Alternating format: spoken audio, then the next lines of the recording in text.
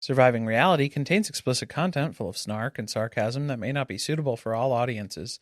Listener discretion is advised.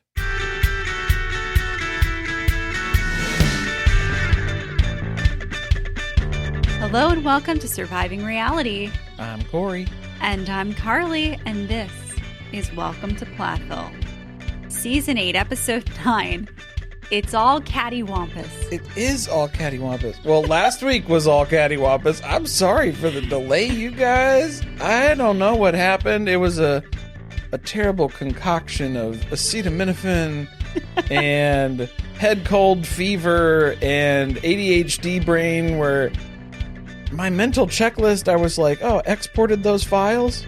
Done. That's, I still have to upload them and like send them out into the world, you know? They had to get there. Sorry. They're a little late, but we got there. Better late than never, I suppose. You're still not 100% recovered. No, I'm not doing well. Still not. So I mean, you're on the path to being healthy again. Yeah, it's just I keep going back. Maybe we should get you source. in a sauna. A sauna would help. With Black Daddy. Might be able to clear some stuff out of my chest there. Maybe. I don't know. I don't know what Zac and Barry cleared out. I don't know. Yeah, there's a lot of scrubbing that's going to take place now.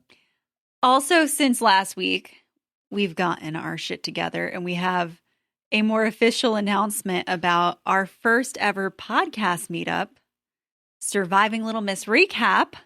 Podcast meetup. Meet us and Amy and Amanda from Little Miss Recap at the Conshohocken Brewing Company in King of Prussia, Pennsylvania on Saturday, August 1st, 2026, of course, from 1 to 4 p.m. Yes, we have a little area set aside.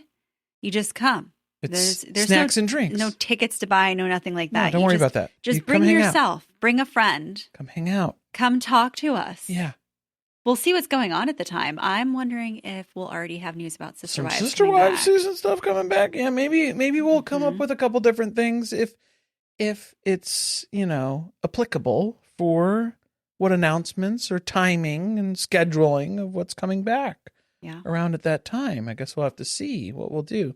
But yeah, it's not like a live show or like a podcast tape. It's just come hang out. Yeah. Come eat some food. It's a meetup. We're going to talk to each other. Drink some stuff. We're going to, talk. We'll hang out. We've got apps. Apps and beverages. So, yes. So, hope that we see you there. And then let's see how the first one goes. Maybe we'll do it again if we're brave. We'll come it's already taken a lot out of us to try it for the first time. Yeah. It's for anyone with social anxiety. We'll all be a little scared together. So, that's fine. Other big news that's been going on since the last episode. Teegan launched a new relationship on Instagram. Yeah. And it's not Ethan Plath. No, thank goodness. Or any other variety of Plath brother. No, definitely not. Definitely not. Yeah, so good for her. Yeah. She's moved on, marked safe from dating Ethan Plath. Definitely. I mean, I don't know what that means for the rest of this season. I felt like it's pretty clear that she has the ick from this man. She was, over it. Done. Yeah, I guess we'll see if maybe they have like a brief moment of reuniting or if they continue this. No, there's still a Plath conversation that happens on the farm or something, and she's sitting next to him for that, and it's like they still didn't look very close during that encounter either, so wasn't really holding my breath for that. So she's moved on officially. Looks like it. I wonder if she was upset that people kept saying, like, she's so stupid. Why is she even entertaining the idea of getting back together with him? She was like, I got to let people know it's not happening. No. Spoiler. Yeah.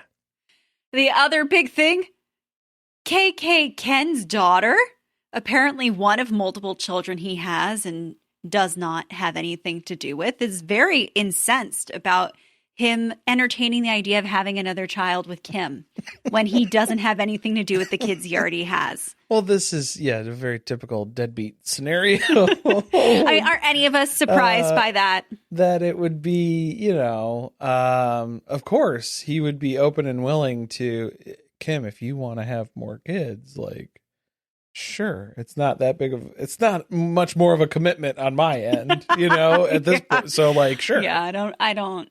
If you want another baby, Not I would usually be a willing big to try. participant in the raising of the children. I don't do that anyway. So it's just going to be, something else for me to ignore about our relationship.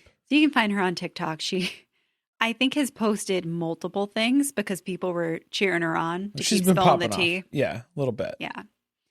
But we have an episode to get into. And I know we have a lot of thoughts, a lot of feelings. Oh, always. We were raging out, getting ready to come down here. I know. We did our Mediocre Down deep dive last week on the Patreon. And It was the insidious Barry Plath, where we already went into plenty of reminders of why nobody should like Barry Plath. And please don't forget that he's a terrible, horrible human being.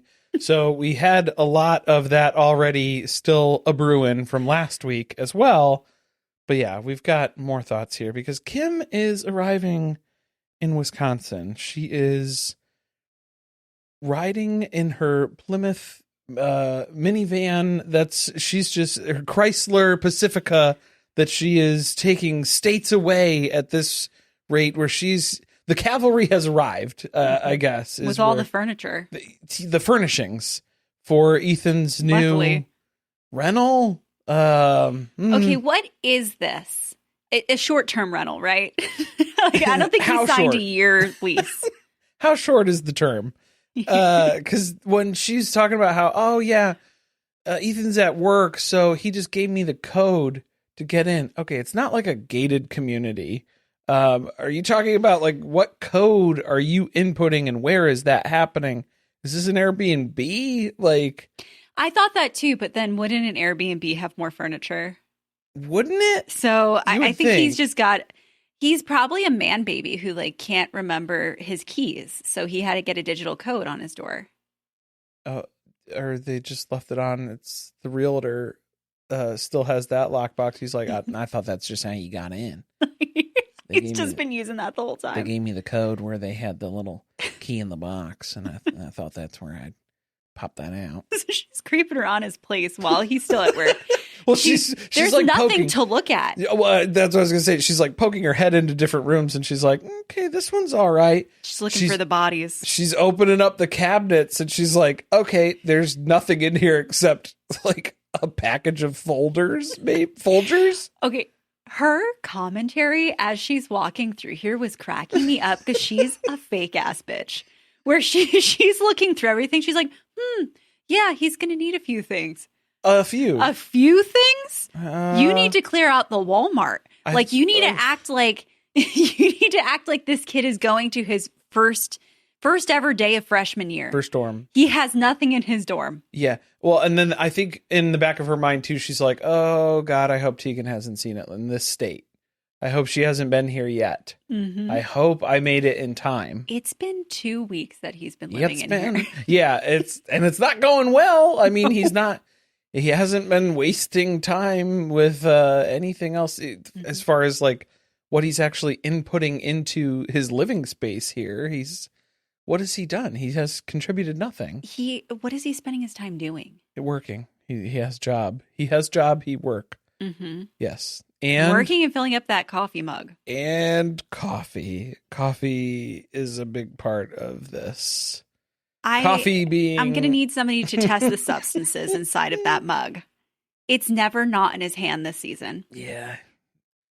He needs the mug at all times. It is his Linus security blanket. So he pulls up in another old ass car.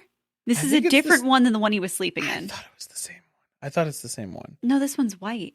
No, it wasn't. It wasn't white. Am I imagining it? Yeah. I'm pretty sure this was a different car. Okay. I don't think it was, but maybe he bought a new car, a new old car. That's probably what he spent the last 2 weeks doing. Oh, yeah. Rebuilding the transmission on an old car. I've been fixing it up, trying to get it running again. And as he pulls into the neighborhood, all the dogs in a 3-block radius start barking. Because all the belts are whistling and the radiators humming. I mean, is it the car or is it... Oh, they could be sensing. That they sense Ethan's presence. Yeah, there's a disturbance in the force here on the block now. There's a predator at bay. And they're alarming all of their owners. Well, it's the direct opposite of what happens when Barry's out in the woods and everything goes silent. So that's interesting. All the life tries to just fade into the bushes. Yeah, it's don't be detected. That's the game that then becomes the challenge. It's like the neighbors have to hate him already. Yeah. Oh, yeah. I'm sure he fires that thing up 5 o'clock in the morning when he's getting ready to go to work. Our neighbor does that. I hate it so much. That. Yeah. Did you hear it this morning? No, there was it was because I was getting ready to go to my work thing, and it was like I had to be up early for that. And then I heard the car fire up. I was like, oh, first time I've been up before he's fired up the car.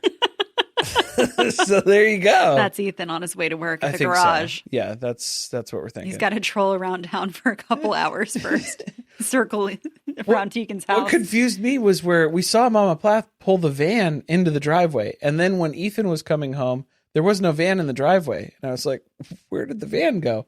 But he said something about how he had her keys and moved the van so he could put. I was like, "You're already doing like musical cars in the driveway here? How did you have the key before?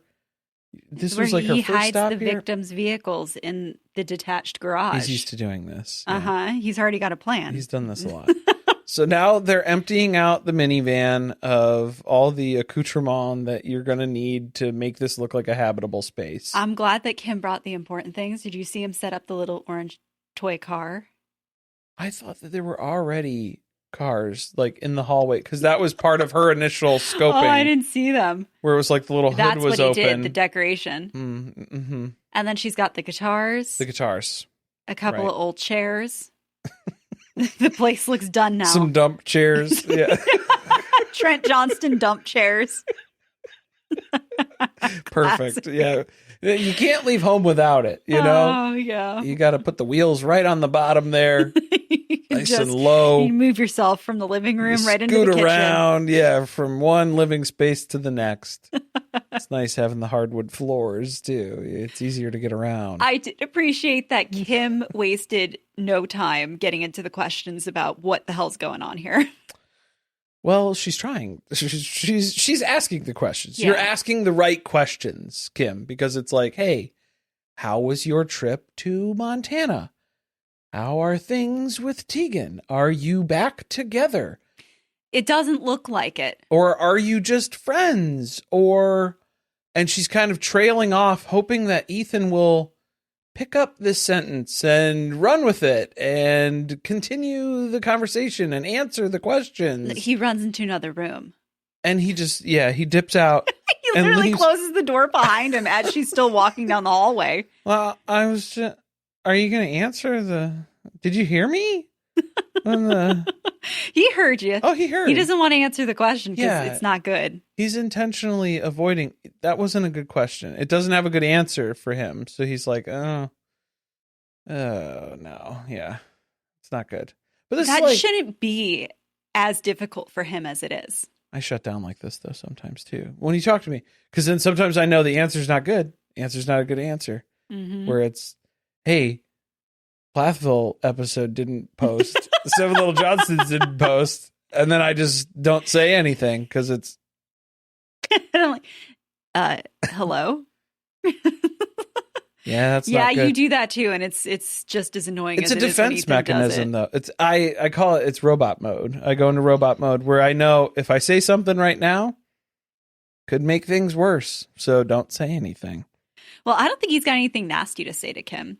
No, but it's just whatever you say, it's gonna make things worse. Like, and also for him, is he afraid to have to answer more questions? Either that, or like it confirms that, like, oh, the Montana trip didn't work. You moving to Wisconsin didn't work. It didn't get her back. He's not ready to face that. And he's like, well, and it also confirms, like, oh, she was expecting this to not go well. It's not going well. So, like, I don't have anything that I want to report on. It would be nice if somebody would have given him their perspective early on that this probably wasn't a good idea. Yeah, I mean, Because instead, nobody said anything, but he kind of knew under the surface that, like, nobody was really thrilled about it. Well, and Kim was just, like, really confused and concerned because when she was on the phone, so when she was on the phone with him when he was first there, and she's like, you didn't tell her that you're there yet?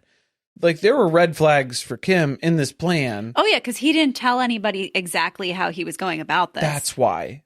Nobody was able to preempt this because he didn't tell anybody what he was doing. Mm-hmm. So that's why there is no warning here. It's just kind of happening. Well, another reason he doesn't want to tell Kim anything is because she's got a big mouth. Well, yeah, if you tell Kim what's going on, everybody's going to know what's going on. The Plath family rumor mill will get a wind of everything that's been up. going on. Oh, definitely. Yeah. But there's still hope. Kim's holding out hope because she's like, look, there were times when me and KK Ken, things cooled off, you know? We had to dial it back down to friends, but then we realized we were like really, you know, meant for each other. Whatever with each other. And so it was just, you know, got back together. No other options out there. Mm-hmm. Friends is a good foundation is the point she's trying to make. Which is unfortunate because they're not even really friends at this point. No. She doesn't know that. You can go shave your back now. Type of reaction to think when it's after he delivers his line in the kitchen, and you can go stand in the living room now. That's their interaction, basically. Oh, Kim and Ken. Yeah. A lot of romance in that relationship for sure. It started with a nice base of friendship, and then I don't know where we went from there.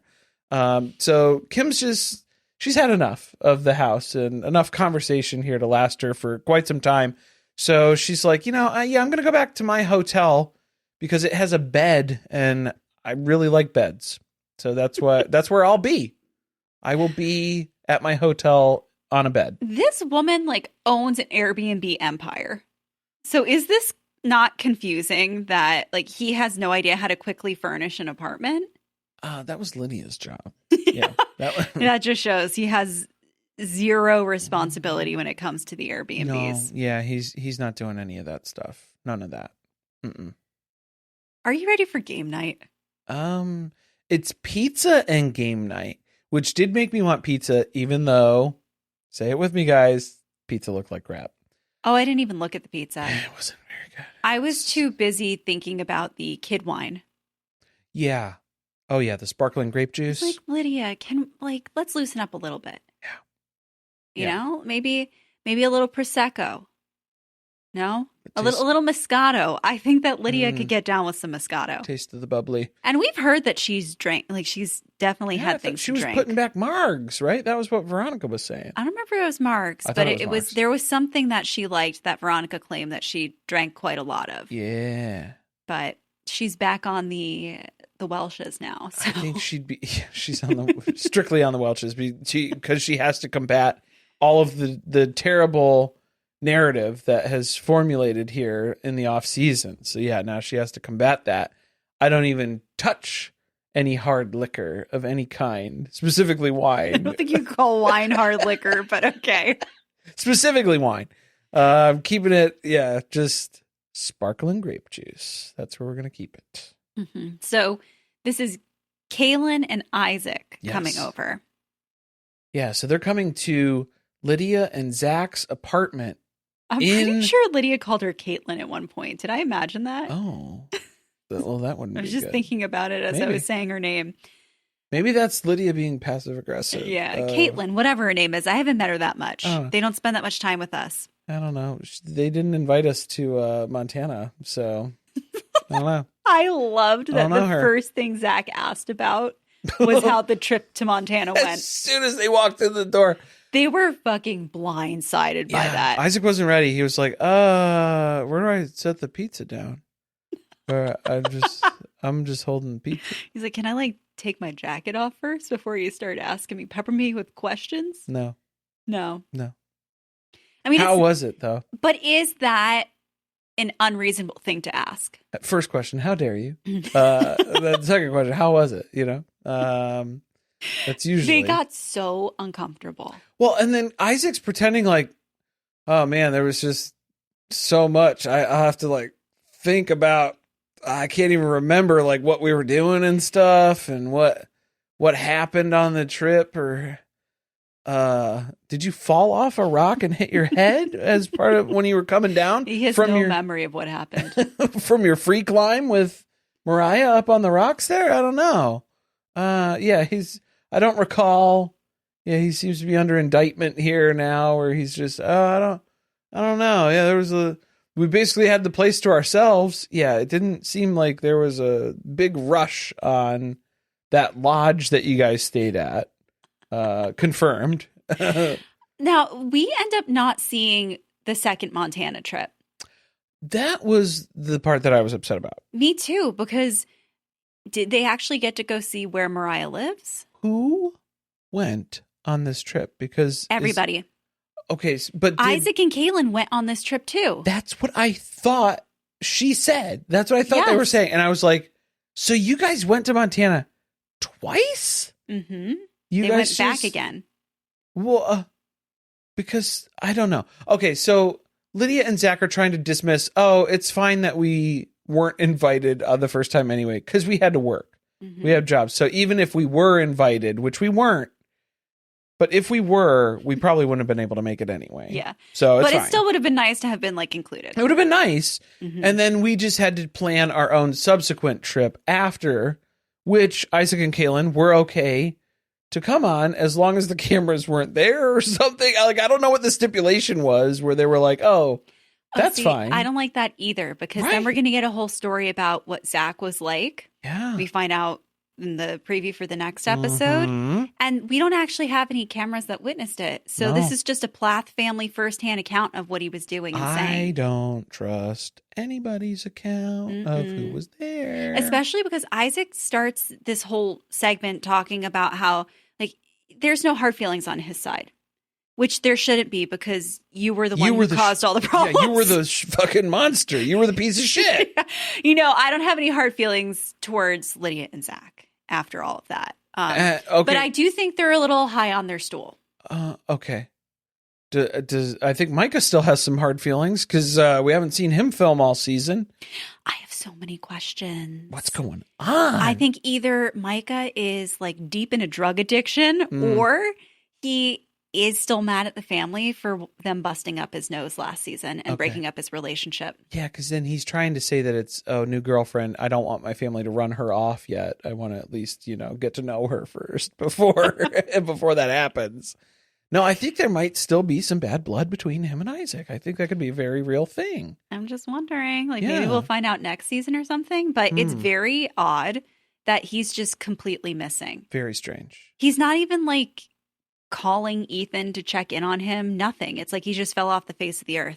Yeah. And every single minute of screen time that they were going to have for Micah has now gone to Ethan. Ugh. So it's extra gross. No, and the more screen time he gets, the worse he looks. That's what I was going to say. And that's why I'm getting more upset at Micah, too, is where it's like, to watch more Ethan. This is your fault, sir. Yeah, this is your fault now.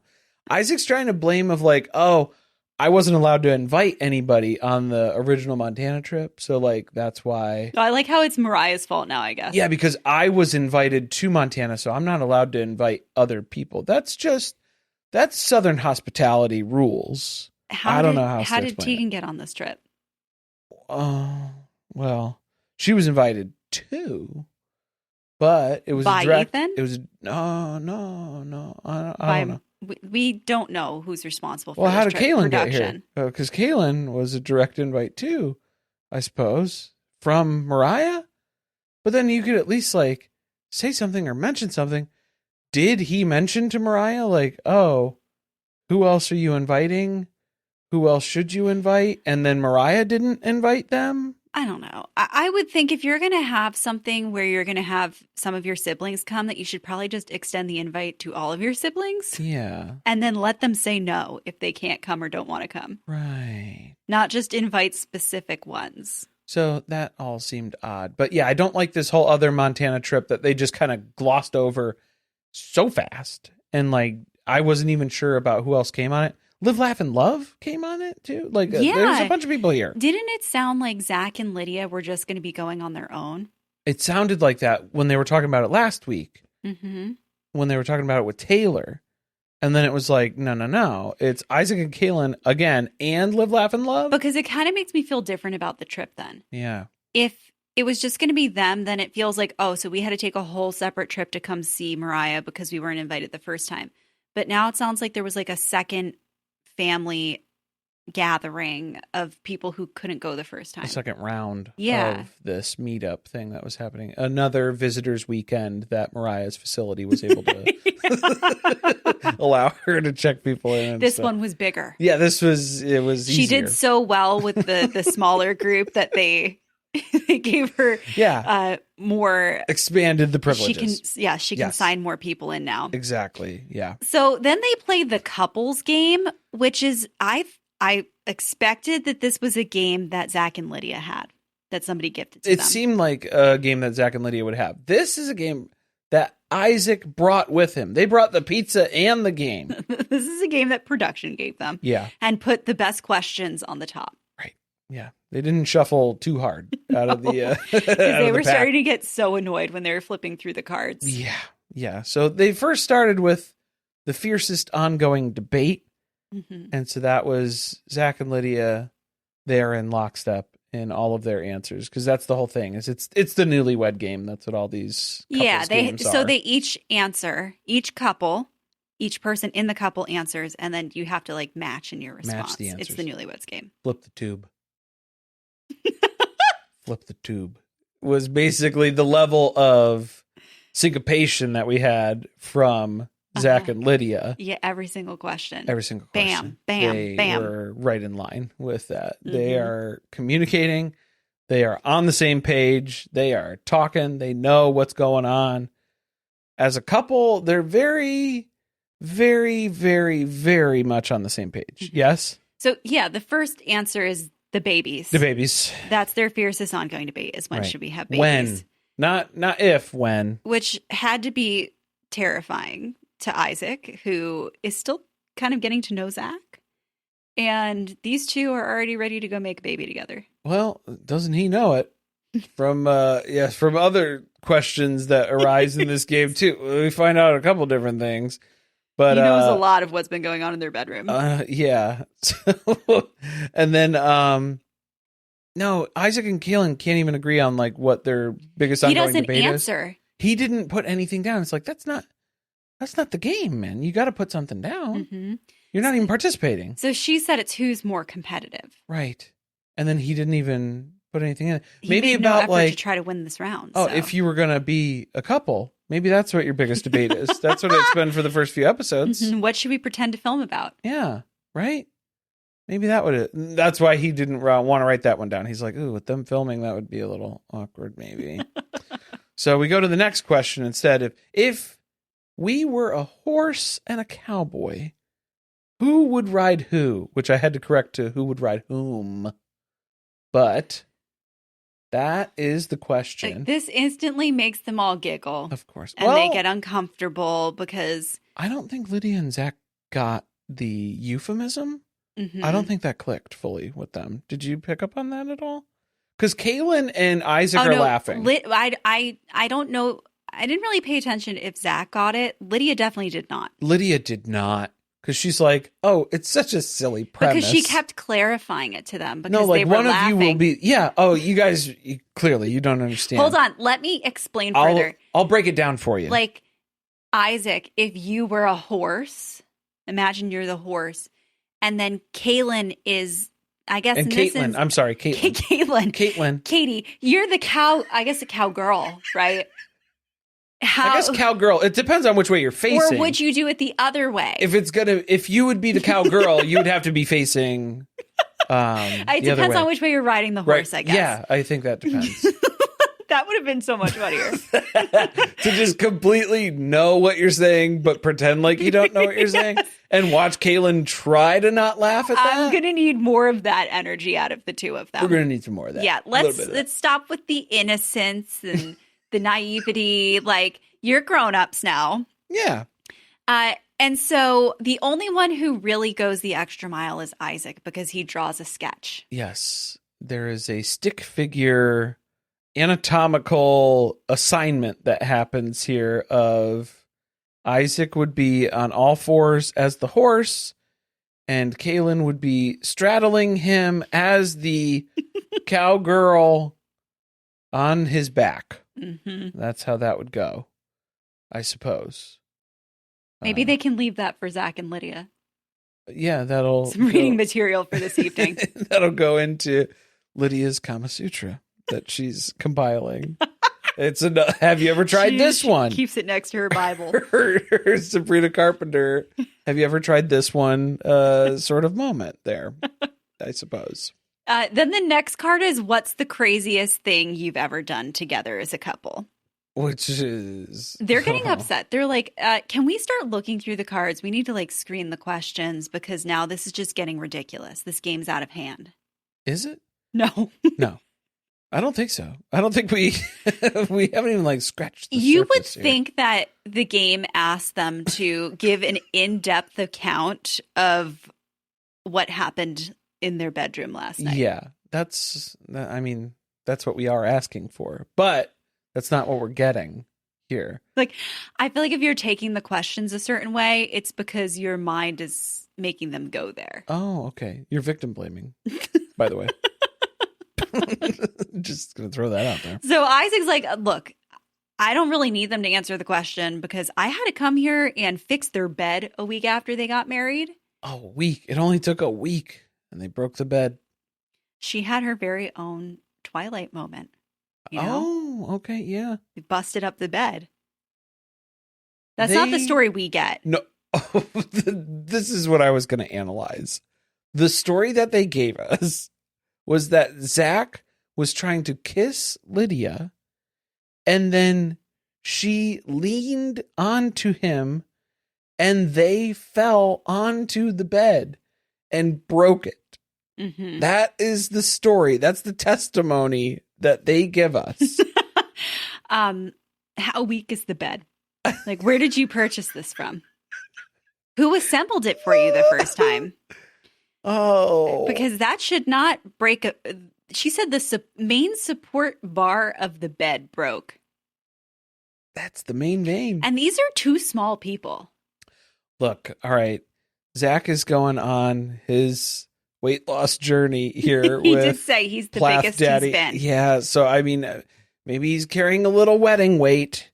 So he was not prepared for that, or that'll bust your self-esteem. Or you break your own bed. You break the bed, or it's the same issue where it was when you had the concern of how heavy our new mattress was, you thought it was going to break the frame. Okay, I'm always concerned that the floor is going to give out under us.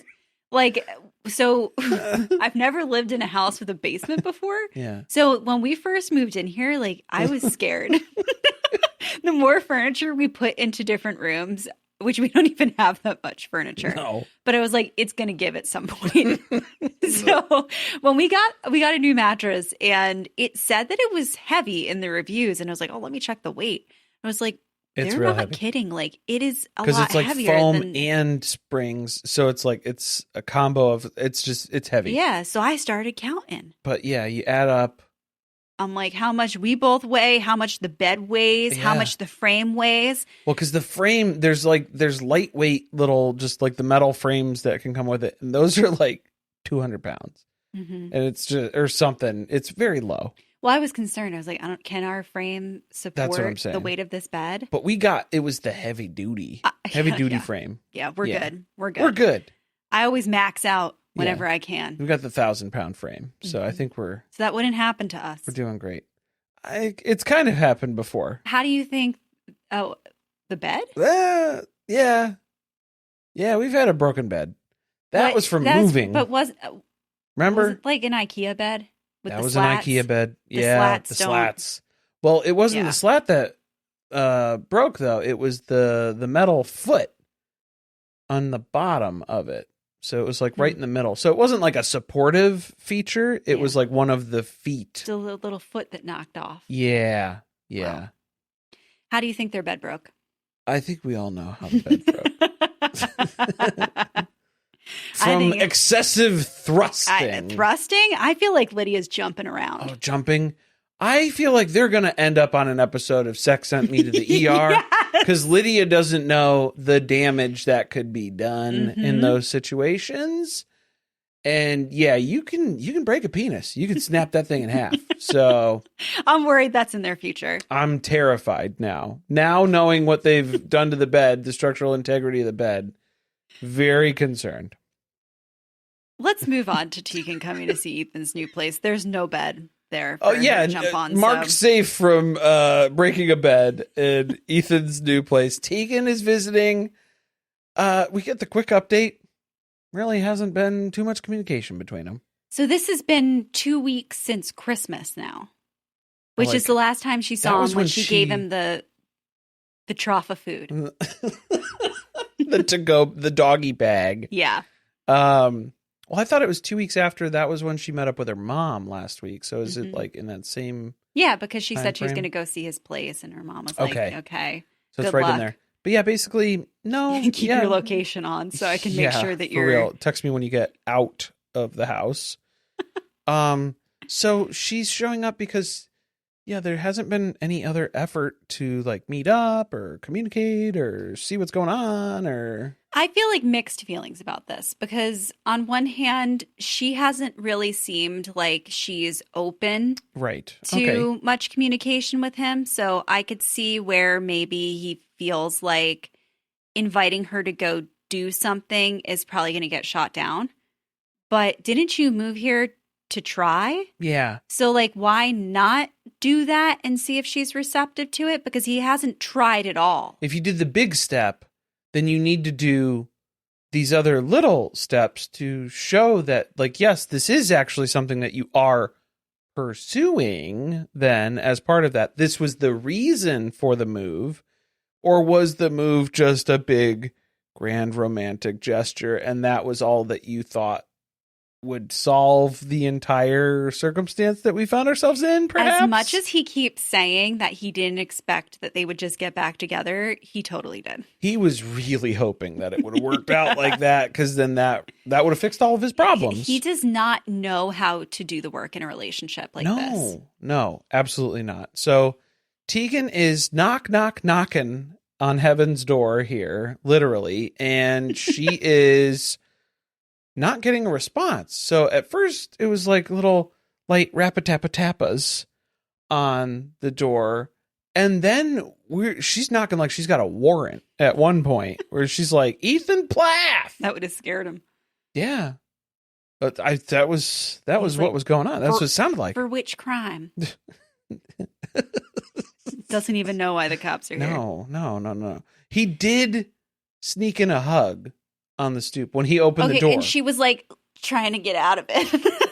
she reacted because she went, ugh. She cringed at it because it was not expected. And then also it was, why'd you have me standing out on the stoop for this long? He's like, oh, sorry, I was in the bathroom. Okay. Did you wash your hands? Like, no.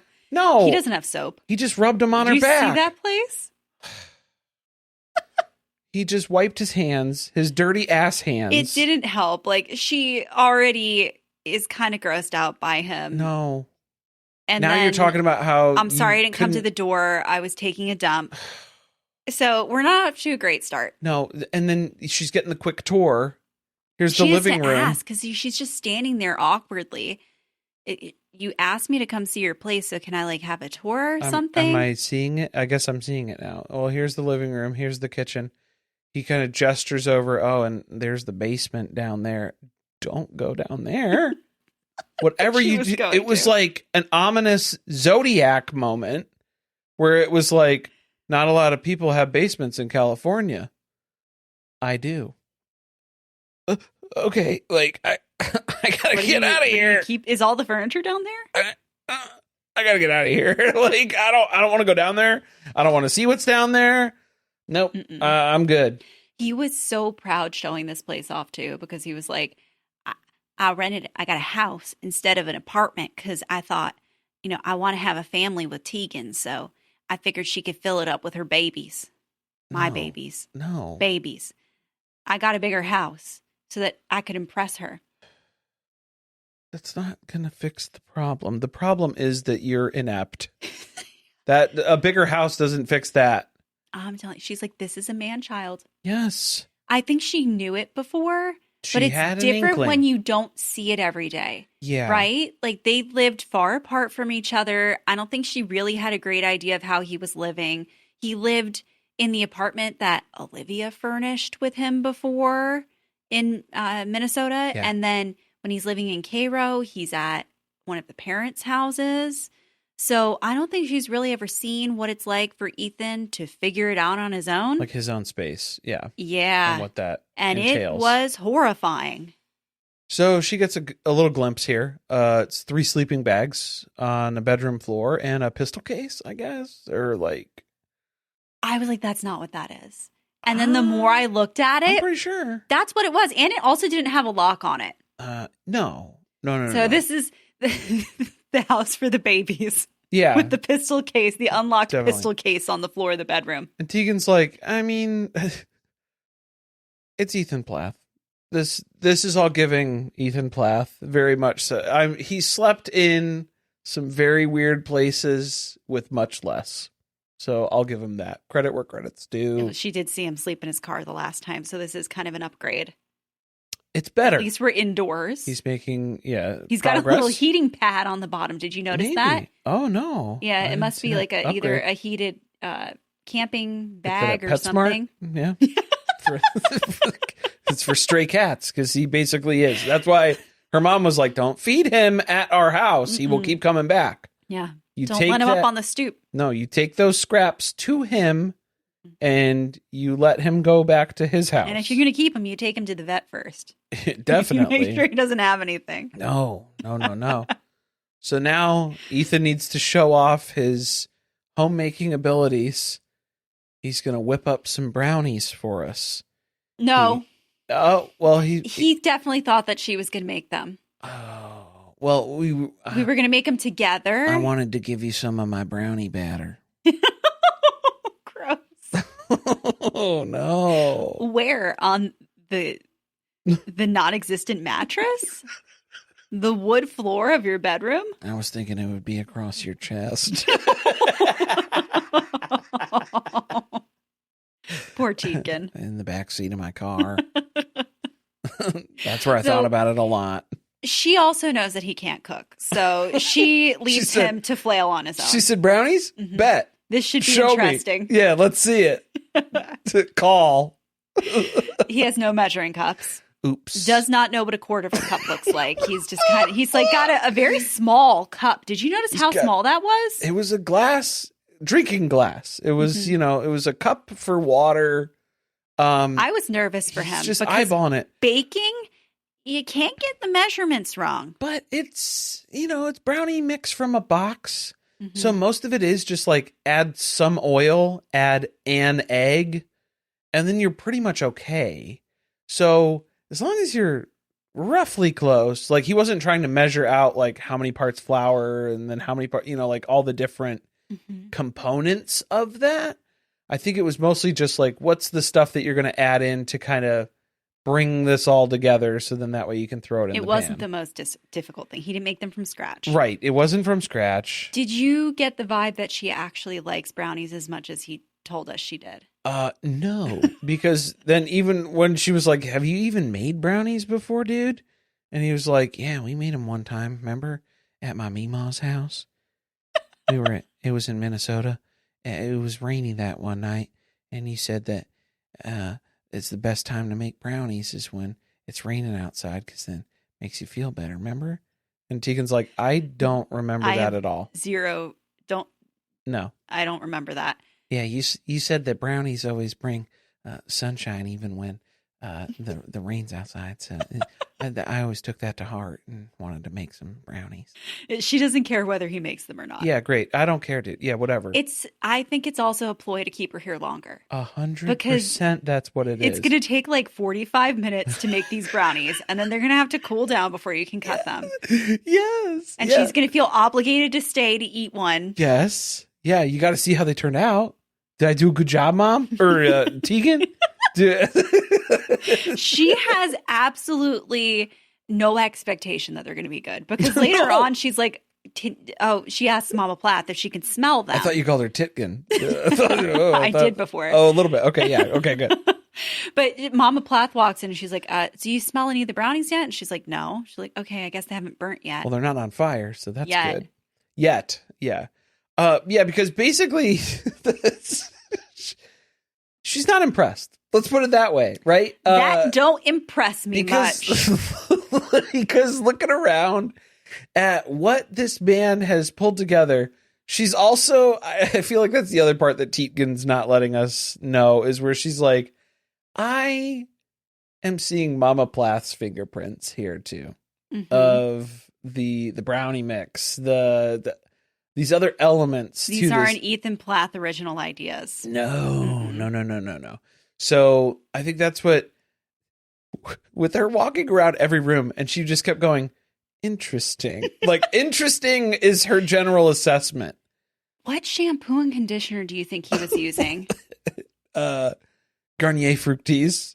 Really? Maybe. That would be one word, because then he was assuming that she was saying that it was like a lady's product. Yeah.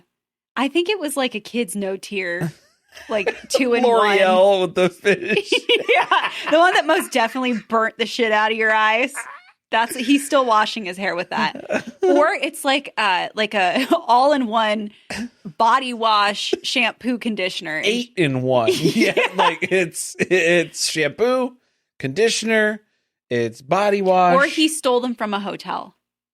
That's another option the little too. Tiny. He didn't go buy shampoo and conditioner. Holiday Inn special from the whatever he got from the gym he was most likely bathing in while he was sleeping in his car. Yeah, imagine how general those shampoo and conditioners would be from that gym that was just called Jim. I bet you he threw out whatever was in the shower when she left, because now he's paranoid that he smells like a woman. Yeah. Can't have that. Well, I accidentally cross-dressed today, so. Such a good episode of The Office. The Office, yeah.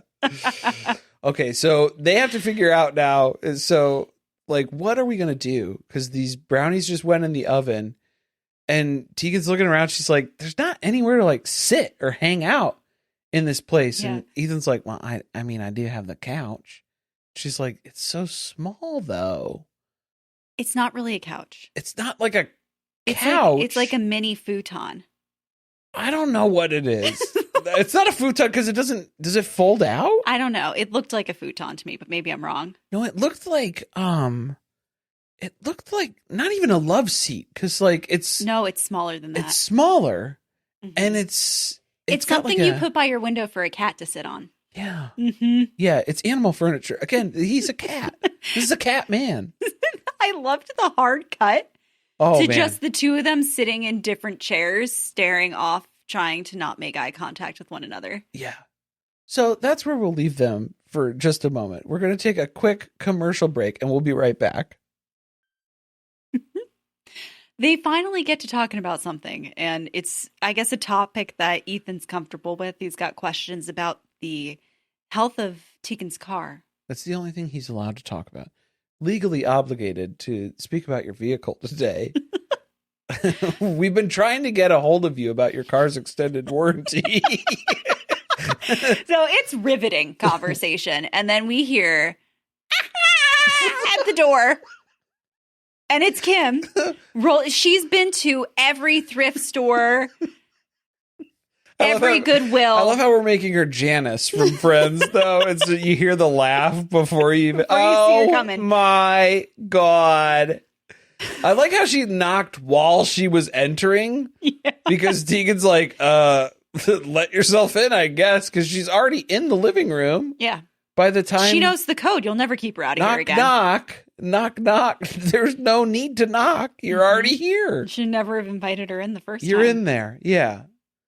This is the first time that Teegan has seen Kim since the wedding, which does not surprise me at all, because that is also about the timeline that her kids were on with the last time they saw her before they started filming again. I would try to see Kim as little as possible too. So yeah. Just like she's on the KK Ken plan as far as seeing the children, except for Live, Laugh, and Love, who she gets a check for. So she'll keep them. Right. All the other ones, get back to me when I'm getting a paycheck for interacting with you. So Kim's looking around. She's like, I'm sensing a little bit of awkward tension in the room. And you know what? Mama Plath's deduced it. She's like, I think feng shui. I think it's the furniture arrangement. We got to get room. a jukebox in here. That'll fix things. That's what's missing. You know what? You don't have a little folk art. You don't have a large tricycle on the dining room table. So I think you're missing a conversation. You bring piece. one of those ships over again. Dude, we gotta get this looking like an Applebee's. It'll start feeling so much more comfortable. Bennigan's, Applebee's. That's why they decorate like that. It encourages conversation. TGI Fridays. You're not gonna have things that you're thinking about what you'd be having a conversation about here. You're not gonna be able to help but talk about what's going on right in front of you here. What's happening? There's a conversation piece, some racist folk art that KK Ken can purchase for you online. Of course. Something like that. Something like that. But they're not going to do that right now. It's Kim is trying to corner Teegan so then that way she can get some information out of her. But she knows that Ethan can't be around to get the full story here. So she has to have him do like some weird side quest mission here where they pre-planned this. Yes, this is definitely a coordinated effort because when he describes he needs to go out to the store to get a green leaf thing for the table. I'm sorry. Do you mean a plant? A green leaf thing? Did you forget the word for plant? Okay, no, I think I knew what he was talking about. What is he talking about? He wanted like one of those little platters that goes on the table. Green leaf thing. Yeah. Shaped a little ceramic dish for the table that he could throw like the napkins on. That was what I was assuming. You think this man uses napkins? I don't think he knows what he's doing. He's recalling the last thing that he saw in a store. Yeah. Where it's like, you could just be like, I'm out of milk. There's an emergency at work. Milk, eggs, and fabric softener. I gotta go get the milk, eggs, and fabric softener. That's what grown-ups do. I need to go buy a toothbrush. I need to replace my shampoo and conditioner. This place needs so many things. There's so many different things that you could choose to say that you need to go to the store to get right now. You didn't need to make something up. You didn't need to try to describe a plant that you're not going to put on your table. Or are you talking about like the little succulents? What are you talking about? A green leafy thing? No one knows. The whole point is that this is Kim's opportunity to manipulate Kaylynn. Nope. No. What's the other one? Yeah. Teegan. Into getting back together with Ethan. Yeah.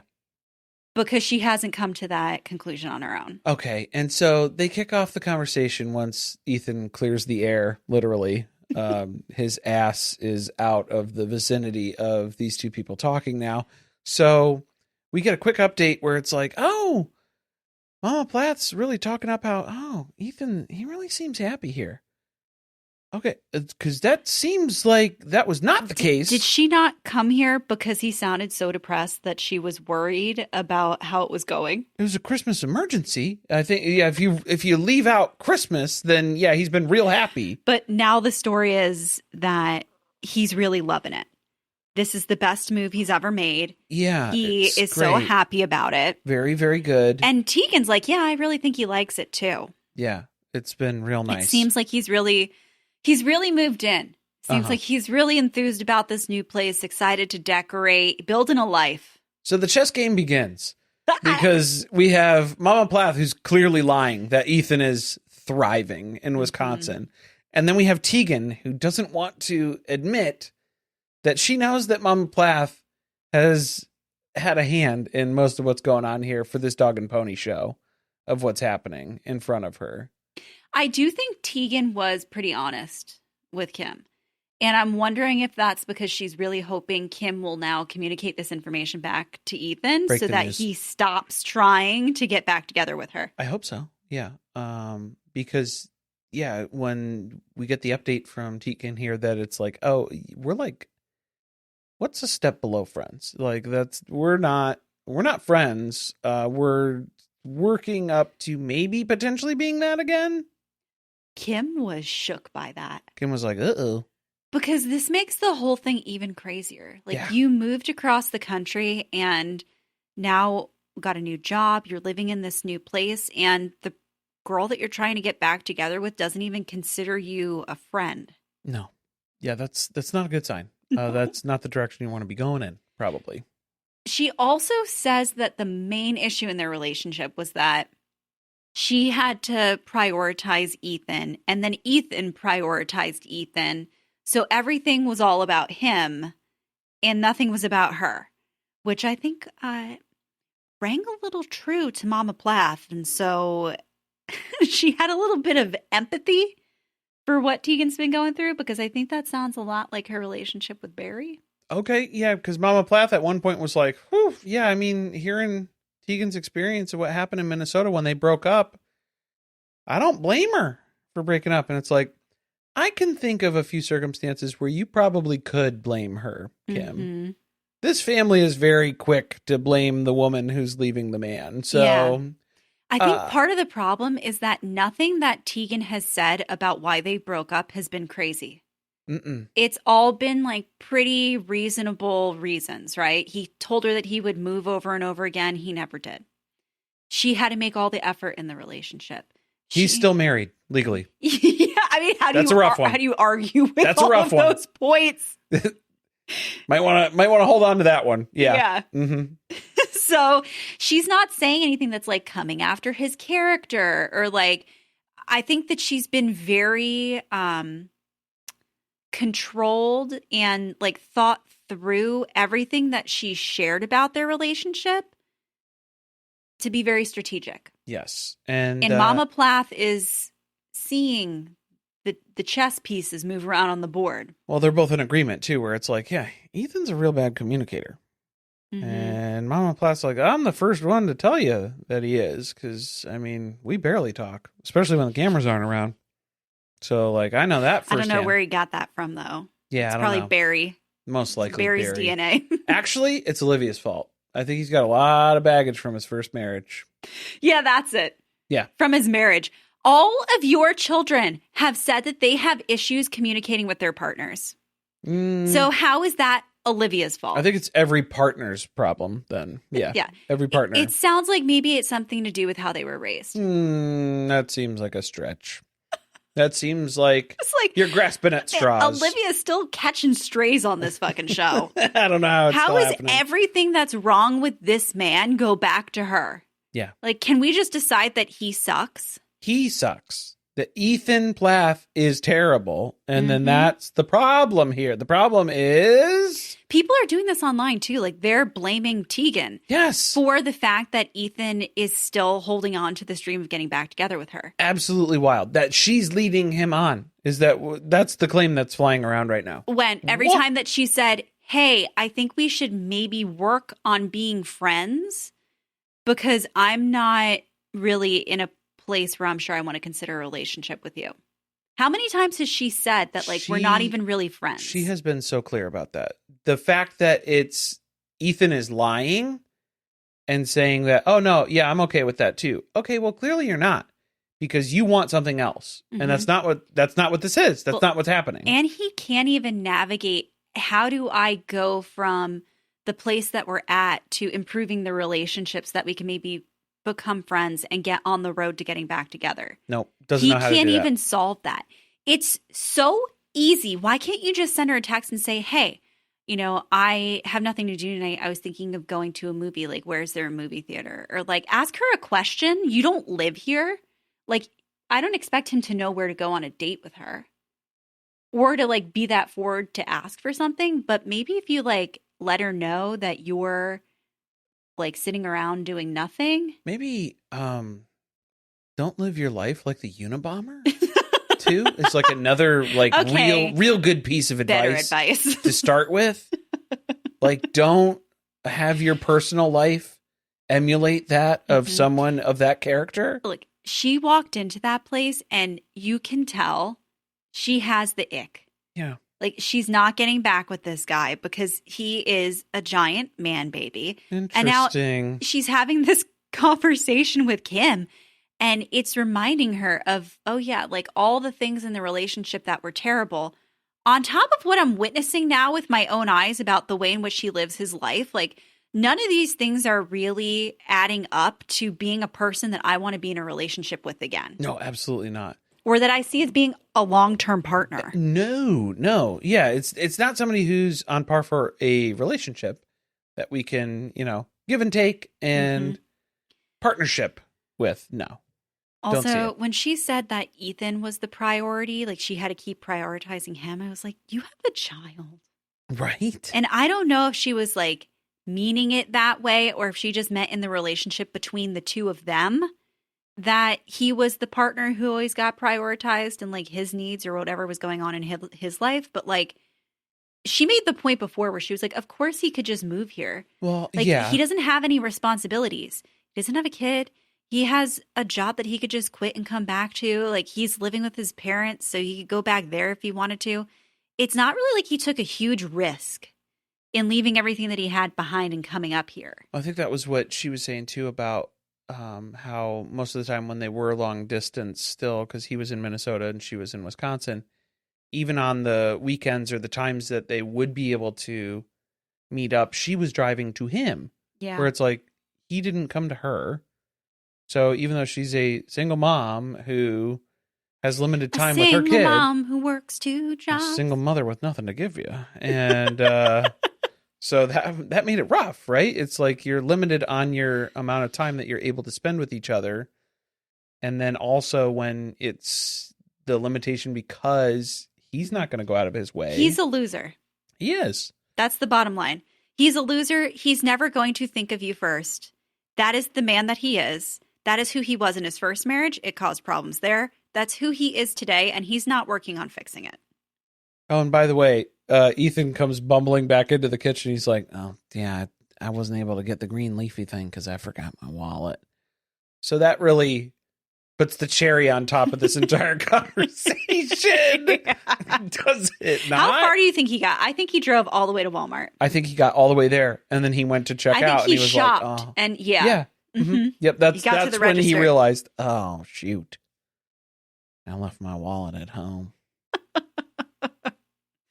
All right. They're trying to make us like Barry still. After we just did our Insidious Barry Plath episode, I'm like... No, this is... You're not going to trick me into liking Barry Plath. No. They're at some type of wellness center, which is like not even... It's Caro's attempt at a spa that you'd see on Housewives. But instead it's just like a one-person sauna just in an empty room. And then a room with like just an inverted... What is it? He called it the inversion table? The inversion table. Thank you. What were you going to call it? No. My favorite part is Barry on the inversion table upside down, and then Zac's legs are just propped up, and he's got him in those sleeve things that compress your legs. Yeah, because he's just sitting there like a Lego man. Is what he looks like with his feet up like that. Incapacitated the way that Barry likes all of his victims. I'm worried for Zac. I think the more that Barry bonds with him, the more tempted Barry is to take him out. It'll be more enjoyable for him later. He likes to get to know them first. Well, that's why, Barry's on the inversion table. He's like, I like all the blood getting into my brain. And it's like, oh, no, I don't like any of this. This seemed like one of those, like, not like a sports recovery. What program. Zac had on was. Or just like, so not even like a spa experience. This seemed like something that was like in relation to like sports and recreation stuff. Maybe they're bonding because isn't Zac's job while he's living in Tallahassee coaching tennis? Yeah, tennis stuff. I think that was what he was going to be doing. So, he's into sport and so is Barry. Yeah. So here they are bonding together, recovering their bodies. There you go. The part that I didn't like is when Barry is vibrating at Zac while he's trying to talk about like incredibly serious things. Yes. So to shake him up like this, I don't know. I'm kind of curious about the vibration plate thing. I don't need any of that. Like I've heard I've heard that they legitimately do something. Okay. But I'm not sure. Okay. And after seeing Barry on there, I'm like, is it going to make my butt itch? Because, like, I'm not interested then. Yeah, I don't want that. Who wants to sign up for that? I don't know. Uh-uh. Barry's thinking of taking dates here, so he's having a good time. Well, specifically in the sauna, I think. Can you just get the sauna experience? Maybe. Yeah, probably. I don't think you need to go on the vibrator before you go into the sauna. I don't think so. Maybe you do. Maybe. Maybe that is the recommended order. So Barry's digging for the tea. Like, he needs to know what's going on, because the order of the trips is that they went to that Montana 2.0 trip, and then Zac flew home and he's hanging out with Barry. Lydia flew to Wisconsin so that she could drive home with Kim, because Kim has an 18-hour drive. Well, so she could get the tour experience of seeing Ethan's new place as well. Mm-hmm. It didn't go so great either. Yeah, they were wandering around. She was having the same interesting assessment as Teegan was. So yeah, we need someone to tell Ethan the truth. Like, this is scary. Did Teegan see this? I don't know at the time, or like where. No, but like, who why was in order? You're his sister. You need to ask that question. Yeah, and then tell him the reality of the situation is she's probably not attracted to you anymore. I don't think she's gonna call you, bro. Like, I don't think so. Like, whatever used to exist there, you have shattered the illusion. Yeah. Now that she sees the way that you live. Yeah, that's gone now. Kiss it goodbye. So Barry knows that Lydia is spending all her 18 hours in the car with Kim, which just sounds terrible. Brutal. He doesn't want to do it, so he's glad that Lydia's taken one for the team. But there's only so long that they could play the alphabet game, he's saying. Right. I thought we should maybe play the alphabet game as Kim and Lydia. Oh, no. Oh, no. As Kim and Lydia? Do you want to be Kim or Lydia? With the license plates? Is that what we're doing, the alphabet game? No. It's like where you, like, isn't this where you, like, say, like, okay, A, and then you're thinking of, like, something that starts with an A. Is that the alphabet game? And then you have to remember them, all the things that you've said. So it'd be like A, Kim would say Aperol Spritz. And then B, Lydia would say Bible. So now it's Aperol Spritz Bible. Oh. You know, and then you keep going through the alphabet. Right. That's my understanding of how to play the alphabet game. Oh, okay. Anyway. See, I thought it was the license plate game. That's a different game that you can play in the car too. So then you're trying to keep track of. That's when you're spotting all the license states. Plates. Yeah, that you see all the states as you that go. you would see. Oh God! All right, so they're in the car, and Barry is wondering, like, what's the conversation like? What's the temp with Lydia? Does she like Kim again? Because I'm really hoping she doesn't. He's trying to get a read. Yeah, the good news is things not good.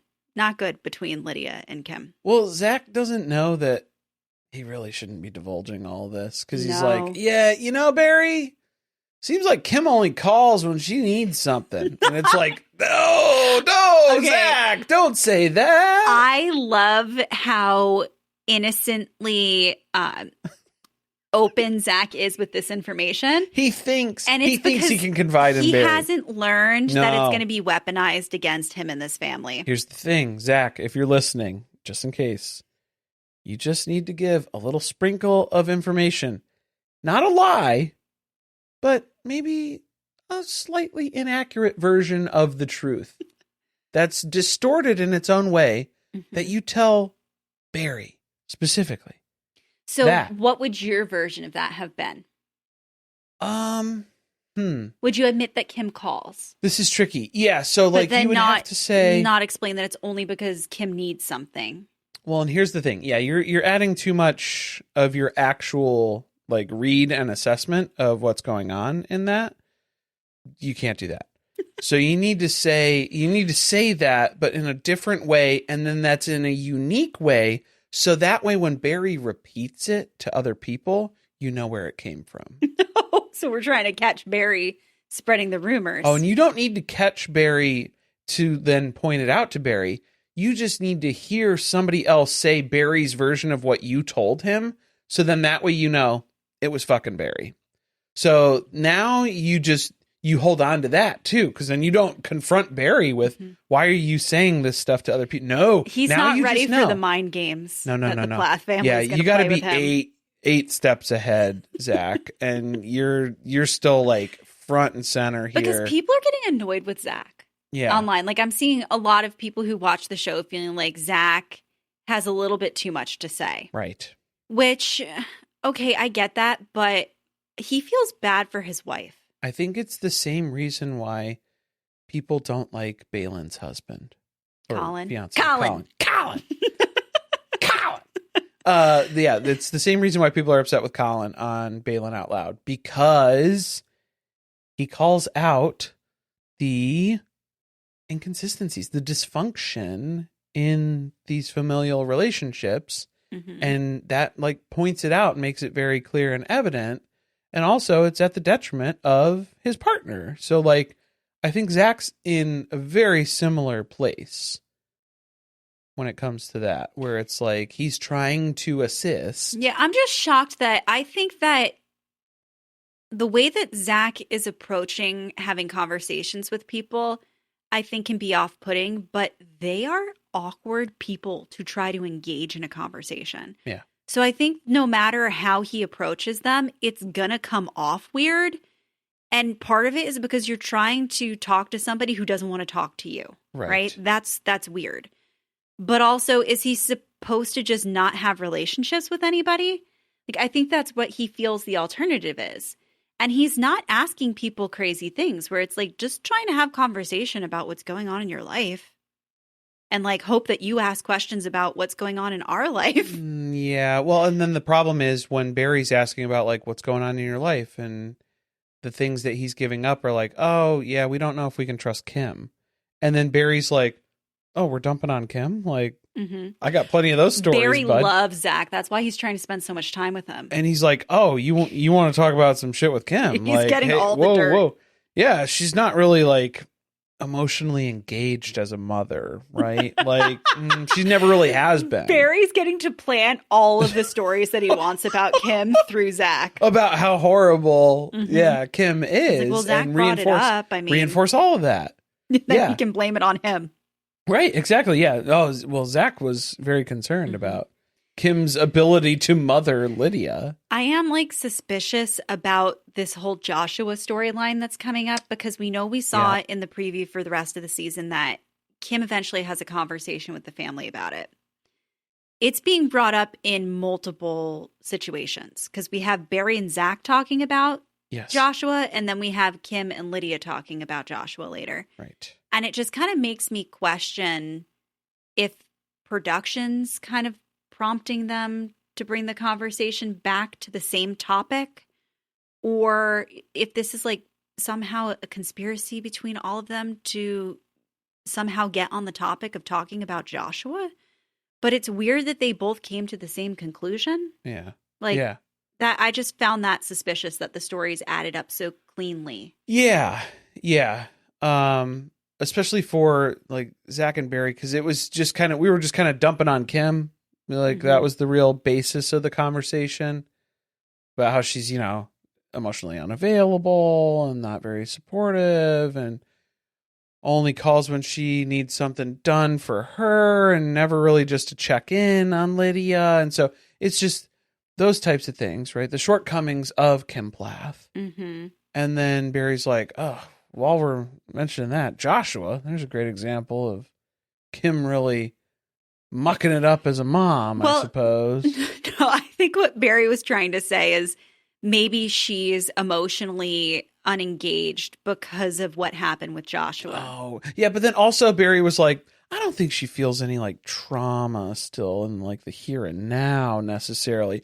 Excuse me, sir? You don't think? This family they don't live in reality. If you experience, I guess we should explain the Joshua situation for anybody who's like new and hasn't gone back and watched old seasons. Oh boy. So Joshua was another one of the Plath family siblings. He was younger than Isaac, but older than Amber. Yes. Right? He would have been in between them. Right. And he was either 15 months old or 17 months old. And Kim was outside with all the kids, and she was doing something on the farm. She had yard work. She had to move the car. She thought that she saw Joshua off to the side, and so she went to move the car, and when she pulled it forward, she ran him over, and he died. Yeah, well, and some of the other kids were in the car, right, or witnessed it from being outside of the vehicle. So it was a very traumatic, incredibly event. Traumatic, and a lot of the kids, like the rest of the family, were involved in it, directly involved in that situation as well, because they were either in the vehicle or saw it happen, or then went on to witness Kim, yes, who had a very, very, very, very difficult time, obviously, dealing with what happened. Well, and the reason, it's because that was the whole other complication that we had realized too, is we were like, oh, they live on such a remote farm. It took so long for emergency response to get there. And like, that was part of the reason. It's like, you would feel probably guilt from she that. She obviously like, feels very guilty. Yeah. But just to say, like, I don't think there's any trauma there still. That's something that is going to be with you for the rest of your life. That's a big accusation, a big claim to throw around. But I mean, for you to say they don't live in reality, that's the entire basis of the dysfunction in the family system. Right, is to pretend the problems don't exist. Pretend the problems don't exist, and then it's if something doesn't align with your idealized version, ignore it. Mm-hmm. So like, yes, they don't live in reality because they're living a lie within their own heads about how they view the world and how they interact with that. Because that's the safer way to do that. Because if I have to actually assess what's going on in the world, I can't handle that. Mm-hmm. So their body, their brain just like cannot process that. They don't know what that means. He annoyed me with that statement. Because, I mean, everybody here is traumatized. And it doesn't matter how much time is passing. You're still going to be traumatized from that, especially if you've never done any work to work through it. Well, we're about to be traumatized too, because Zac and Barry are going to continue their exploration at the spa in the sauna experience here. After the commercial break, we'll be right back. My brain just literally forgot this entire scene. Like, I was ready to move on to the Thelma and Louise road trip. No, instead we are met with Plath Daddy sharing the sauna with Zac. That is what we get. This sauna did seem like it was meant for one person. 100%. It was meant for one person. And I did like how Zac was trying to keep his distance here. He was like, well, how's dating going for you, Mr. Barry? He called him Mr. Barry. I didn't hear that. How's dating going for Mr. Barry? Because I'm sure not good, Zac. not great. Well, I'm sure it's because he's already thrown around the Plath Daddy thing. So that's why he was like, can we try Mr. Barry instead? No, can we try that? He's trying to get more formal. I'm trying to we're dialing back the relationship. I don't want to and I don't want it to go a Plath Daddy direction at all, because Zac was very clear, oh dear, I will never call you that. Oh my goodness. I would be scared to be in that sauna with Barry. But he's having the time of his life in this sauna. Oh yeah, he's like, this is great. I'm going to come here with dates. I'm sure they're going to want to do this. You know, I had a date. It was going pretty good, and then this lady started talking about how much she liked Halloween. Not really for me, So that was the end of that. But hey, it's part about learning about people. And learning about what they think about Halloween and what their views and worldview would be related to Halloween. He wants someone who gets Halloween like he gets Halloween. Gets Halloween like I get Halloween. Tell us what Barry thinks of Halloween. Because I know you know. All Hallows Eve is the Dia de los Muertos, as it's referred to. Yeah, it's an evil thing. It's an evil, dangerous, spiritual, and you can get infected by it. So I think This woman was possessed by Halloween, is what we're getting at. I wish Barry would actually say what he thought. Let's hear. What do you think? What is your perception of Halloween, Barry? Yeah, maybe go into detail because you were very clear about her feelings of Halloween. Mm-hmm. So maybe you could share yours, and then that way we'll know. He doesn't want to say it because people will. Oh, it's think nuts. Yes. Yeah. Exactly. It's cuckoo bananas, absolute bonkers, is what it is. Probably, I'm willing to bet at this point. But yeah, he doesn't want to say that. Doesn't want to say that. No, but he'll keep reminding us that he's the Plath Daddy. You are in the presence of Plath Daddy. Oh no! When Zac just went, oh dear, oh dear. I'm not going to call you that. Oh. You know what? Ever since I realized that Zac looks like Baby Grinch, it's really like endeared him to me. I know. It tends to do that in this household. Yes. That's what we said. It's a sign of affection. Everyone else is going to turn on him and hate him because that's what this show wants us to do. No. And I'm so upset because I'm here for him. Yeah. Yeah. I'm all here for Zac. All right. Here we are. We got Kim and Lydia. They're on their way back to Cairo. And 18-hour road trip. Do you think they were silent for like the first 9 hours? See, that was what. Okay, Mama Plath was bragging about her playlist that has 500 songs on it, and I love every single one of them, and I never get to listen to all of them. Okay, well, are we gonna like talk? Can we hear them? No, I thought we were gonna like spend time in the car. She knew it was gonna be awkward, so she made a very long playlist. We could leave it like low, underneath though, and then we could talk. I wish Lydia would say like, I don't even know 500 songs because you wouldn't let us listen to music with lyrics growing up. What do you think that 500 song playlist is sounding like for Kim Plath? A lot of Matchbox 20. A lot of Maroon 5. Yes. A lot of that. A lot of stuff that Lydia was not approving of. No, definitely not. She didn't care who she had in the car with her. Well, and that's where we start in on the conversation too, is because it's like, well, we go right from playlist to things that Lydia will immediately not approve of. But I thought this was like Mama Plath litmus test. She's like putting a feeler out there because she's like, oh yeah, I got to show you this picture. I love that she's driving with one hand. Yeah. And pulling up a picture of a bong with the other. On her phone. You got to see this. You got to see this thing. It's this thing that Ken found in the barn. Look at it. And Lydia's looking at it. She's like, I don't know what is that? What am I looking at? I can't really tell what it is. You're going to have to tell me. It's got a flower on it or something. I don't know. Yeah. What is that? She's like, it's a bong. It's a bong for weed, you idiot. You fucking square? Lydia's like not saying anything. So then Mama Plath keeps going on about it. And she gives like a very in-depth explanation of how you use a bong. Okay, hold on. The first part for me, though, was when she was like, it's a bong.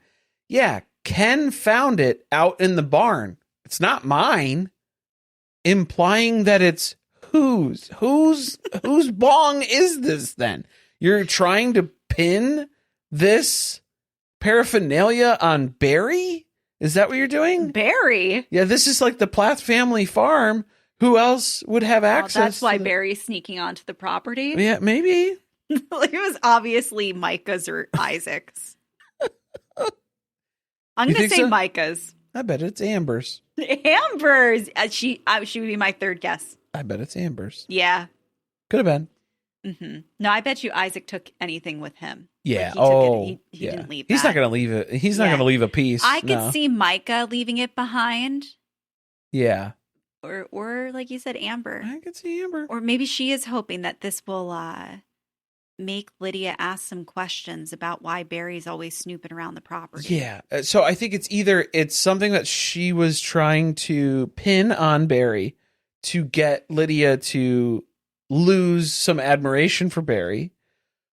And also simultaneously, she was putting a feeler out there to be like, are you still a fucking square? Or like, are you... Because we know Lydia does not know whose bong it is. Are you cool? Right? Like, she doesn't even know know what... siblings would confide in her about that. Lydia doesn't even know what a bong is. So if you tell her there's a bong in the barn, she's going to be like, I don't know. Okay. What? When she's like, Yeah, so like this is the way you use it. And then she starts to go through all the steps. And then Because, you know, you could like smoke weed, you could roll it up into like a cigarette, a doobie, you know? It was like, what year is it, Kim? Were you smoking a lot of weed in like the 70s? Like what? Yeah. Yes. Yeah. She's not that old. Well, no, she's not that old. No, she's in her 50s though. Yeah, not to say that's old, but No, like no, no. she's No, not no, no. the right age group for her. Right. Or, you know, this is how you'd use a bong. And then she just like slowly trails She's like, off. well, it's and like goes, full well, of water. And I don't know. I don't really know all the ins and outs of it and stuff, but it's whatever. Well, I don't know. And then it gets quiet for like 2 seconds. And Kim's like, I smoked pot like twice in college. Okay.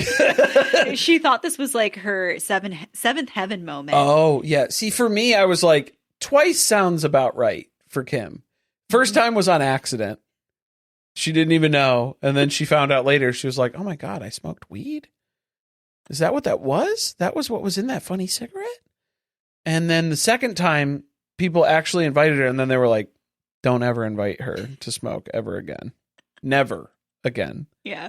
Nightmare blunt rotation. Yeah, we don't want Kim back here. No. She's banned. She's harsh in the buzz. For sure. Bad vibe. I'm not really sure why she felt like that was something that Lydia wanted to know about her. Yeah, because then Lydia had to like reassure her of like, oh, well, glad you didn't like keep doing that. Like, glad that was just like a 2-time thing for you and then that was it or whatever. I don't know. I do think Lydia needs to loosen up a little bit. Okay. Like the fact that she's so uncomfortable even talking about certain topics. Yeah. I understand why some of the family is like, ugh, she's not that fun to be around. But you made her that way. This is what we said. Yeah, because that's what you said was like the biggest like mind game element here that was probably so confusing for Lydia is to be the person that Kim literally raised you to be. And then she still doesn't like you. Yeah.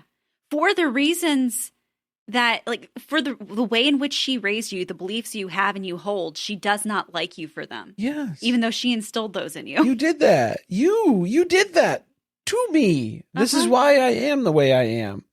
So I think that's got to be extra confusing for that to come from your mother. This is the hard part, though, is because then I think that Lydia needs to break some of that down of, do I hold these beliefs or do I hold these beliefs because they were instilled in me? Mm-hmm. And I think that's the scary part where she doesn't really go in there too much.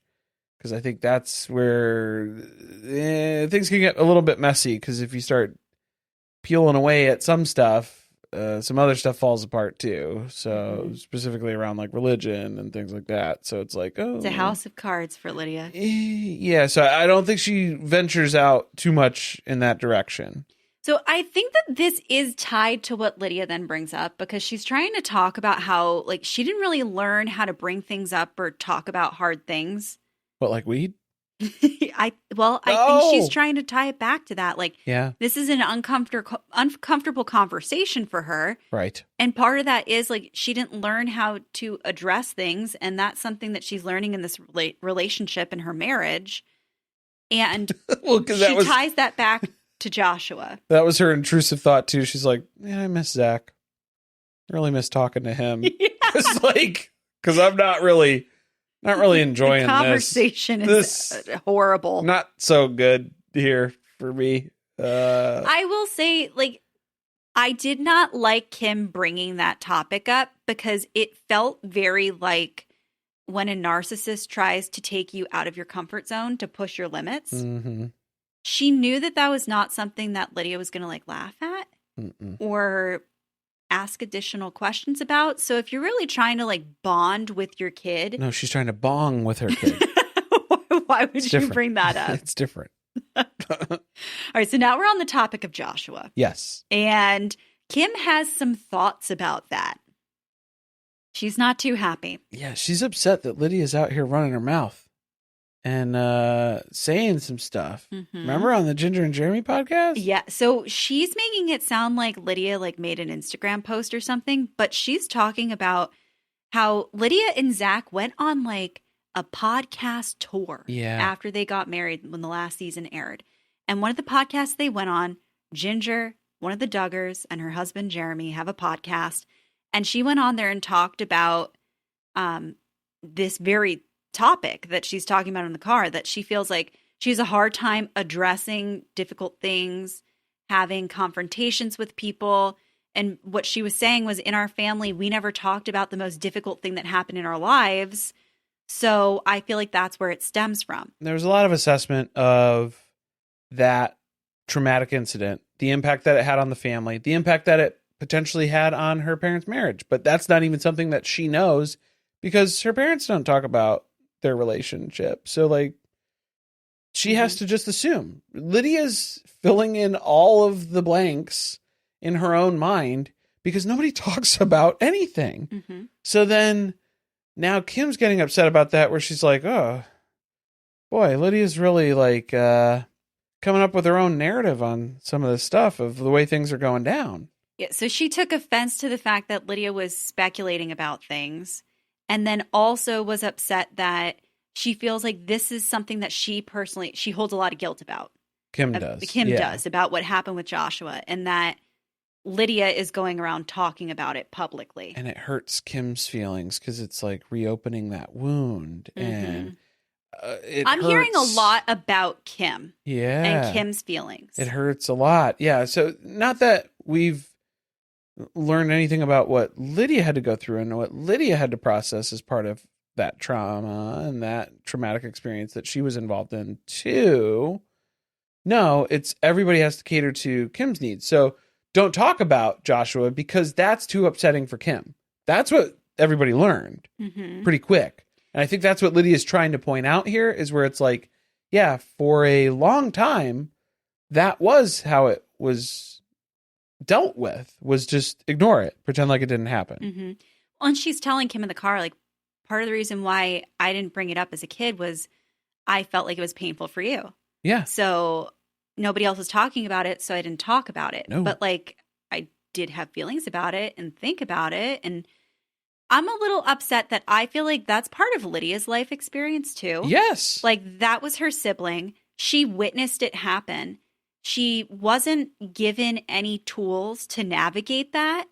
And then now she can't even talk about it and try to understand it as an adult because it's still painful for you. Well, and then that's dismissed too, because then Kim's like, well, yeah, Dad and I didn't give you the tools to deal with that because, I mean, it's such a hard thing to, like, there is no way to deal with it. And it's like, well, you could have an emotional support system in your family, or like feel loved and cared for by your parents in that, and like through, I think that's what Lydia's saying. She didn't really have that as a baseline even. I understand what Kim is trying to say, but I think that there are sometimes things that you experience in life where you realize that you don't have the tools to deal with it. And that's when you do things like go to therapy. Learn and grow. Yeah, like that's where you have to... You look for a resource to then help you navigate that situation rather than like not talking about it for how many years did they say it's been? 17 years? Something like that. Like a very long period of time. Yeah. And I mean, clearly Kim still has trauma from this. Yes. And I get what she's saying about feeling like it's opening an old wound. Well, she probably feels like she's re-experiencing it again. Because it happened. Yeah, because you didn't process it when it happened. Right. You have trauma that you need to address. That's why it's still so viscerally real when it happens, when it's just brought up. I also hated that in that conversation where she's saying, yeah, Dad and I didn't give you the tools, but, you know, how are we supposed to do that? Like, we didn't have the tools to deal with it. There was never an I'm sorry. No. Like, I feel like it would have been valid to say, I'm sorry. I was also lost in grief. Yeah. And didn't know how to navigate that situation. And instead, it was just easier for all of these years to just like pack that very painful thing away and not bring it up again. No, and it was to kind of put Lydia down for even bringing that Right. up too, because it's like, You're well, upsetting me. well, You're and making me feel even more guilty. there was no way, like, it was such a horrible thing. There's nothing we could have done to prepare you to deal with that either. So why are you even saying that we didn't provide something for you? That was something that we couldn't provide anyway. Yeah. So it's just it was dismissive. It's to dismiss what the Which is the what they request do to was. these kids repeatedly All the whenever time. they bring up something about their childhood that Yeah. was difficult for them. Oh yeah, Is they dismiss it. definitely. Yeah. So yeah, Kim then flips this around to become victim mode too, right at the end here, because then she's like, oh, it's just really upsetting that, you know, she's trying to like bond with me and be closer to me and spend more time with me and stuff. But then she's over running around like telling the internet all her feelings and stuff instead of me. Okay, because also what she learned was don't bring this up with me, especially with that circumstance with Joshua. When did you ever create a safe space for her to come to you with concerns or uncomfortable feelings? She doesn't know what that You didn't. Kim doesn't even know what that means. To create a safe space for you don't allow Lydia to bring anything into it's all you. It's all you. And also, if that was upsetting for you, like I understand why maybe she wouldn't want that to be brought up in an interview, because now it's getting talked about on the internet again, whatever, right? There's an adult way to approach that conversation with your kid and saying, hey, I listened to the episode. I was excited to hear what you and Zac had to say. And, you know, then I heard the conversation turn to that. And I would appreciate it if you didn't bring that up when you're interviewed again. But instead, Lydia had to bring it up for them to even talk about it. I don't think Kim even listened to the episode. She said people told her what was said. I have different thoughts on that. Okay. So here's my theory. I don't think that she would listen to it. I think the whole family, when they keep saying that Zac and Lydia are up on their high horse and all the issues they have with them, I think part of it stems from the fact that they were going on that like podcasting tour after the last season. Oh. I think they're a little shitty about the amount of attention that they're getting. And that the whole world seems to be very supportive of their relationship. Yeah, because they're not total pieces of shit like the rest of you. They're different pieces of shit. Right? Okay, they definitely have beliefs and things that I feel like if we got them talking, you know, there'd be some things revealed about them that people would not enjoy. What is that? That's there's a religious term.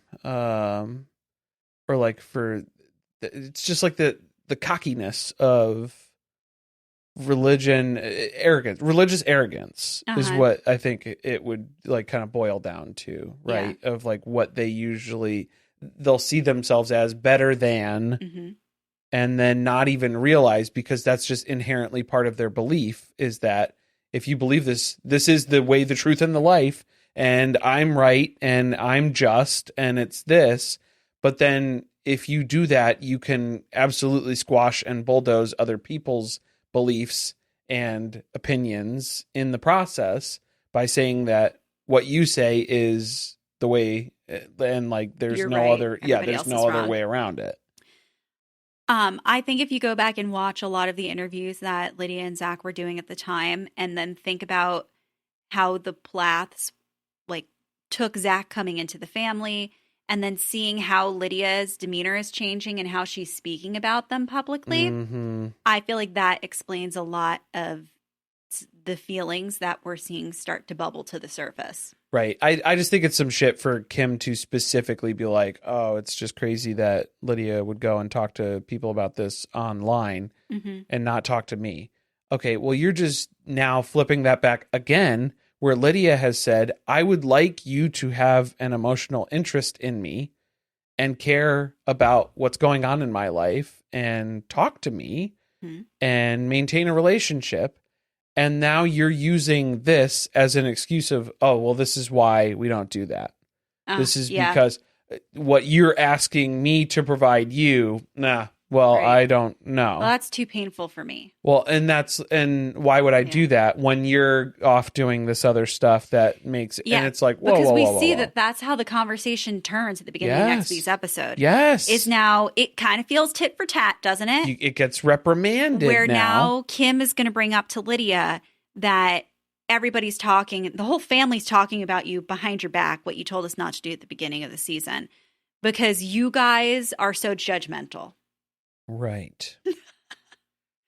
So it's like, damn, why would I bring up anything that is difficult or like is causing this chasm in our relationship that Kim is pretending that she's upset about? Because you just throw something else in my face to get back at me. Also, this is coming from the woman who told Olivia that she's a demon possessed because of the toothpaste that she was using when she first married Ethan. How quickly we forget. Because next week, Isaac is going to complain about whatever happened on that Montana 2.0 trip. And how Zac was telling the little girls that things that Mariah had in her room. The owls. I don't want to say the owls her that house. she had in her house. Whatever Mariah has around her facility or the music that she's listening to. He looks around her house. He doesn't see God in her house. Never forget Louise.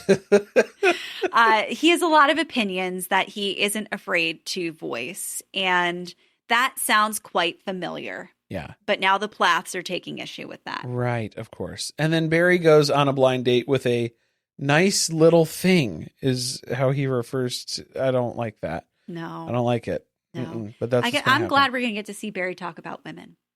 Because I think it's going to give us more insight into the real Barry Plath. The real baddie Plath? Oh, no. Baddie Plath daddy? No. Daddy Plath. Baddie Plath daddy? No, no. Absolutely not. I will not stand for this. We have more stuff coming to Surviving Reality. This is Polly, which is going to be airing WeTV May 29th at 9:30 p.m. I'm assuming Eastern time. Yeah. So that's the first episode. Yeah. I think it's on after Love After Lockup, Life After Lockup, one of the lockup shows. Locking it up, lock it down. So it's going to be a good 2-hour block of television. This is Polly. So we're going to be dropping our episodes since that's on a Friday. That's when it airs, Friday nights. And then we'll be dropping on the Patreon. We'll get those episodes right after the episode ends. And then we'll be dropping them on the public feed on Surviving Reality on Sundays. So you'll have to stay tuned for that. Make sure to subscribe so you don't miss any episodes. And of course, it's a Polly episode. So we will be covering, I think, either like the second, third episode, something like that with the closed quad. To get the closed quad together with Ace and Caitlin again. Yeah. It looks like it's crazy because I've seen the trailer and some of the episode other stuff descriptions that's been sent over. Yeah, it's just been like, whoa. Yeah. It so sounds like a whole thing. This is, if you think this is Seeking Sister Wife, it is not. No, very different. And if you've been enjoying the podcast, please leave us a review. We've had some people be like kind of mean lately. Oh yeah, it's not easy. They're like rough when people come in with negative things to say. Yeah. So I appreciate when we hear something nice, positivity, or some feedback that we can actually like take action on. There you go. That's always helpful too. Right. And when you write a review, you share an episode, it helps other people discover the podcast. So that's super helpful. That's good. That's good. Thanks for listening. See you next time.